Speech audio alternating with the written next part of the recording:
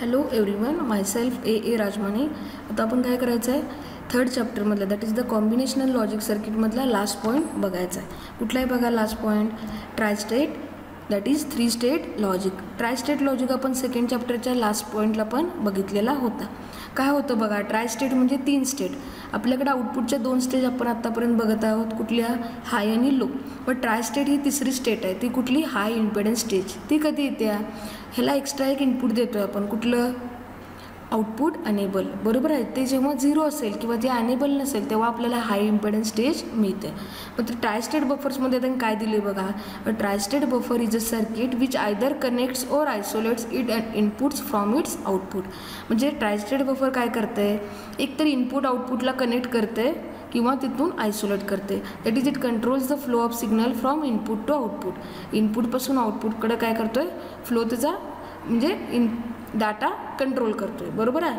पण tristate buffers are 2 types, non inverting buffers, inverting buffers. आपण non inverting म्हणजे काय करते, चेंज करून पाठवते इनपुट. म्हणजे काय झालं, ॲज अ नॉट गेट सारखं. बरोबर आहे. इन्व्हर्टिंग म्हणजे ॲज अ नॉट गेट सारखं इन्व्हर्ट करते आउटपुट. 1 असेल तर 0 करणार, 0 असेल तर 1. नॉन इन्व्हर्टिंग काय करणार, ॲज इट इज आउटपुट पाठवणार. इनपुट जसं असेल तसं ॲज इट इज आउटपुटला पाठवणार.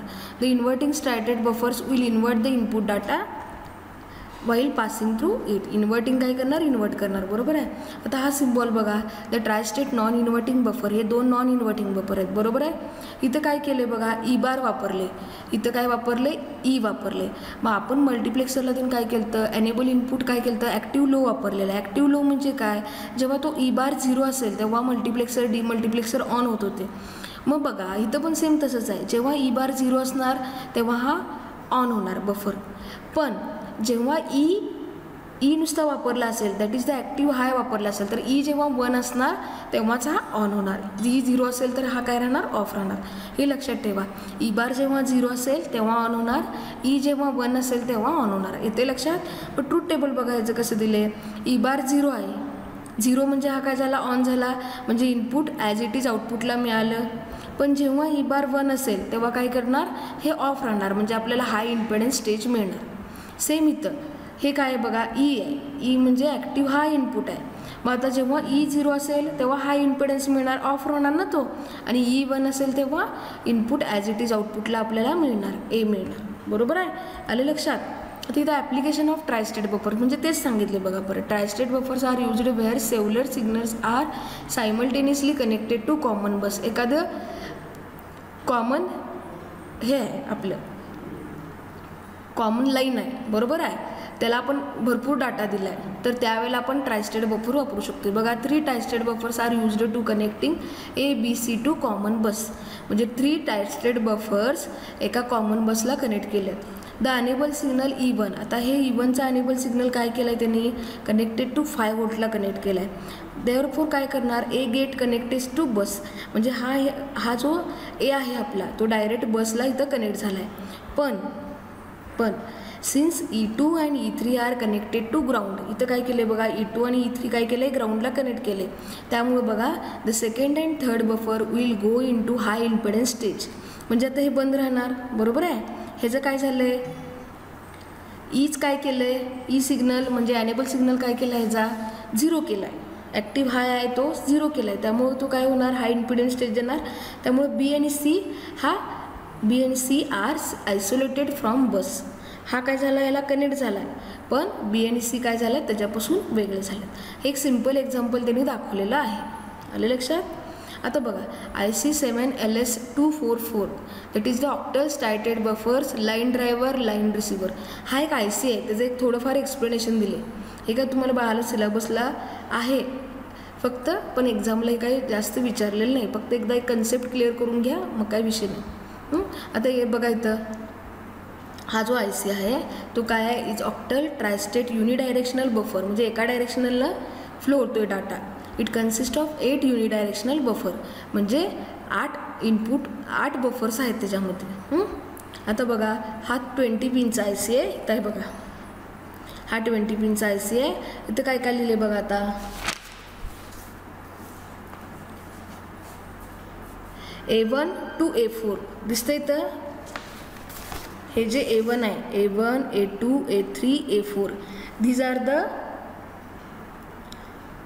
एक आहेत इनपुट लाईन्स, ते एक आहेत आणि 2A1 पण आहेत बघा ह्या साईडला आहे का, 2A1, 2A2, 2A3, 2A4, म्हणजे हे 8 इनपुट लाईन्स आहेत दिसतात.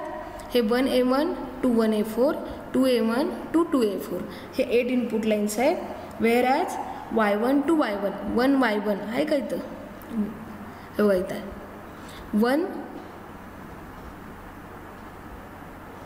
1Y1, 1Y2, 1Y3, 1Y4, again 2Y1, 2Y2, 2Y3, 2Y4. These are the corresponding output lines. म्हणजे 8 जे बफर आहेत त्यातले A1 to 1A1 to 1A4 आणि 2A1 to 2A4. These are the 8 input lines and 1Y1 to 1Y4, 2Y1 to 2Y4. These are the output lines. लक्षात. त्यानंतर काय बघा 1 OE बार आणि 2 OE बार, 1 OE बार आणि 2 OE bar. these are the काय आहेत enable, these are the active low enable inputs, these are the active low enable inputs. इथं आहेत बघा हे आहेत का. आणि त्यानंतर if this lines are logic high level, म्हणजे तर काय असणार आहे सांगा. OE बार आता इथं दिलं आहे बघा ट्रूथ टेबल आहे का. जेव्हा OE बार हाय असेल, आता इथं OE बार आहे म्हटल्यावर हे काय पाहिजे, 0 दिल्यावर ऑन होणार का नाही. इथंही दिले बघा 0, इथं 0 दिलं आहे, L दिले म्हणजे L मीन्स लो, व लो दिल्यावर काय होणार बघा. जर Aला म्हणजे इनपुटला डाटा काय असेल H असेल तर आउटपुटला काय मिळणार आपल्याला HS हायच मिळणार का नाही. These are the non inverting buffers. आता समजा OE बार लोच आहे अजून, आता डाटा मी लो दिला तर आउटपुटला पण मला काय मिळणार लो, म्हणजे ॲज इट इज तो पास करणार. पण ते कधी करणार जेव्हा OE बार लो म्हणजे 0 0 असेल. आता OE बार ॲक्टिव्ह लो आहे आपलं बरोबर आहे, तेव्हा तो H केल्यावर काय होणार, इनपुटला लो द्या किंवा हाय द्या डझंट मॅटर, हे काय होणार आपल्याला काय मिळणार Z that is hi impedance stage. हे झेड आहे, Z that is hi impedance stage. हेच इथं लिहिलेलं आहे बघा. OE1 and OE2 are active low enable inputs. If these lines are logic high level, then output goes into high impedance stage. This is an 8-bit IC, can be split into 4-bit, so they could be operated together or separately to drive one 8-bit bus or 2 separate 4-bit buses. म्हणजे 2 4-bit buses म्हणून पण use करू शकतो किंवा एक separate 8-bit म्हणून पण use करू शकतो. असं त्यांनी त्याचं स्ट्रक्चर केलेलं आहे. ठीक आहे, हे आता पण बघितले. आता हे काय सांगितलं बघा. This buffers are design so as to improve performance and they can provide improved noise rejection आणि हाय फॅन आउट आउटपुट्स. म्हणजे हे जे थोडे ॲडव्हान्टेज इथं सांगितलेले आहेत. नेक्स्ट काय बघा, ट्रायस्टेट ऑक्टर बाय डायरेक्शनल बफर. आत्ता होतं ते काय होतं, युनिडायरेक्शनल होतं. युनिडायरेक्शनल म्हणजे एका डायरेक्शनल डाटा पास होत होता. इथं बाय डायरेक्शनल म्हणजे दोन्हीकडनं डाटा आपला पास होणार बरोबर आहे. आता बघा, is the bidirectional output buffers that means it allowed data transfer in both direction. दोन्ही डिरेक्शनकडनं आपण डाटा ट्रान्सफर करू शकतोय. The enable input G can be used to disable the device so as the buses effectively isolated. म्हणजे enable input काय आहे, G वापरले इथं. ठीक आहे. आता बघ, enable input G bar is an active low. परत इथं काय केलं आहे, G बार ॲक्टिव्ह लो केलं आहे. When it is an active low the buffer operates and allow the data transfer for A to B and B to A depending on the status. ह्या DIR वर अवलंबून आहे. डाटा B पासून Aला transfer होणार काय, A to B. बघा इथं A1 A2 A3 up to A8 अशा 8 डायरेक्शनलला इथं आहे.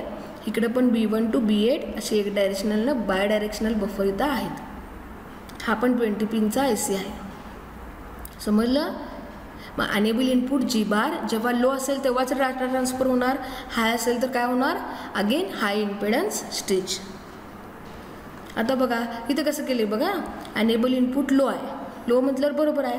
आता इथं DIR डायरेक्शनल कंट्रोल इथं आहे का, डायरेक्शनल कंट्रोल जेव्हा ते लो असेल, G बार नो डाऊट लोच पाहिजे म्हणजे 0 0च पाहिजे कारण ॲक्टिव्ह लो आहे इथं G बार. मग लो असल्यावर काय होणार, तो लो आहे आणि जेव्हा डायरेक्शनल कंट्रोल हा लो असेल तेव्हा बी टू ए डाटा ट्रान्सफर होणार, बी पासून एला होणार. आणि जेव्हा हा बीट हा हाय असेल, इकडे बघा, जेव्हा हा हाय असेल तेव्हा ए टू बी डाटा ट्रान्सफर होणार. हे बघा ए टू बी. आता बघा जी बार काय पाहिजे, एकतर लोच पाहिजे. जी बार लो आहे म्हणजे हा ऑन झाला पूर्ण. हा ऑन झाल्यावर जेव्हा हा एल असेल म्हणजे डायरेक्शनल कंट्रोल काय असेल, लो असेल तेव्हा बी टू ए डाटा ट्रान्सफर होणार. डायरेक्शनल कंट्रोल हाय असेल तेव्हा काय होणार, ए टू बी डाटा ट्रान्सफर होणार. आणि एच, जी बार एच आहे, जी बार एच म्हणजे काय झाला, बंदच झाला ना तो. हा काय झाला, बंदच झाला ऑपरेट व्हायचा, कारण हा काय लो आहे. ॲक्टिव्ह लोला काय असं एच देऊन चालत नाही. पण तेव्हा डायरेक्शनल कंट्रोल काय पण असू दे, लो असू दे किंवा हाय असू दे, आपलं काय मिळणार, आयसोलेशन मिळणार किंवा हाय इम्पेडन्स स्टेज मिळणार. ह्यालाच आपण दुसरं नाव काय, ते वेगळे होते ना ते, त्यामुळे आयसोलेशन असं नाव दिलेलं आहे. आता इथं आपला 3rd चॅप्टर संपलेला आहे. हा शेवटचा पॉईंट ॲज अ कन्सेप्ट म्हणून एकदा वाचा, लक्षात येईल तुमच्या. काही अवघड नाही, जरा डायग्राम किचकट आहेत पण वाचल्यावर लक्षात येईल. ठीक आहे, काय समजले नसेल तर विचारावा. असाइनमेंट मी दिलेल्या आहेत ह्या चॅप्टरवरच्या, ह्या आठवड्यात सगळ्या त्या असाइनमेंट कंप्लीट करा, जसं जसं इन्स्ट्रक्शन आहे त्याप्रमाणे. ठीक आहे, आता नेक्स्ट लेक्चरपासून आपण नेक्स्ट चॅप्टर स्टार्ट करूया. ठीक आहे, थँक्यू.